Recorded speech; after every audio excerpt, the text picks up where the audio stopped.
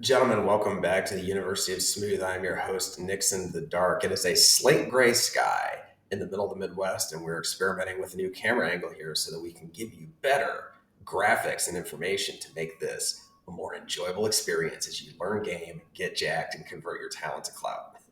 That's the roadmap that we talk about ad nauseum. Today, a twofer. There's a little secret recipe component too. I don't know why. Why would it be a secret recipe? It's a recipe. It's an awesome recipe, but there's a secret to that recipe. Occasionally, these components of this roadmap, they overlap. And today we've got a 2-for-1 deal for you. Get jacked and learn game. You can get two birds with one stone. By the way, British people, they call women birds. So let's see if we can knock out a couple of birds here.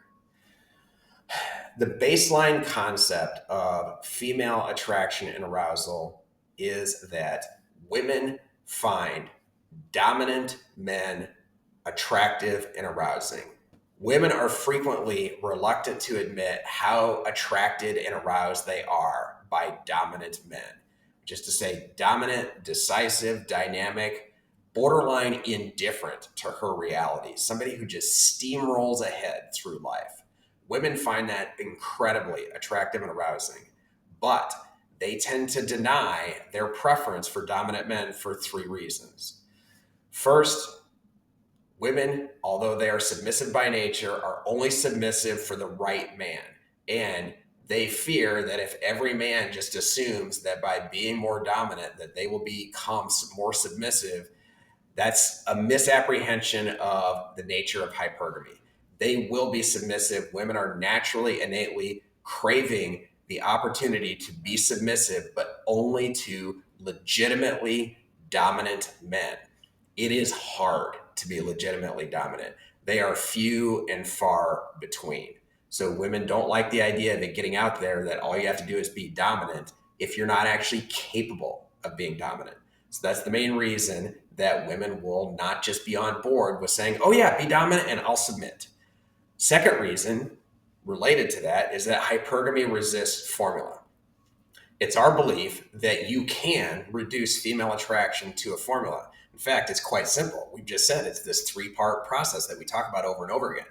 It is simple, but it is not easy. As we've said before, building value is extremely messy. It is a long, slow, messy process.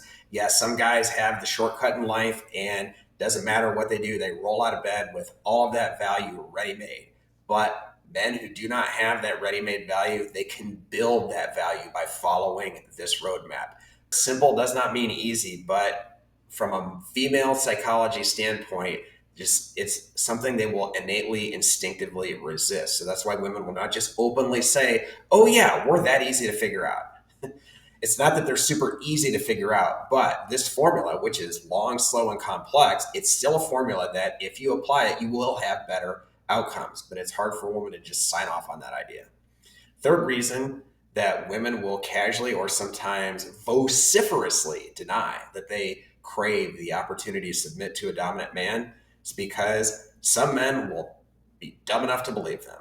And if you are dumb enough to take a woman at her word that she does not like dominant men in her life, then that's one less guy that she has to wonder about.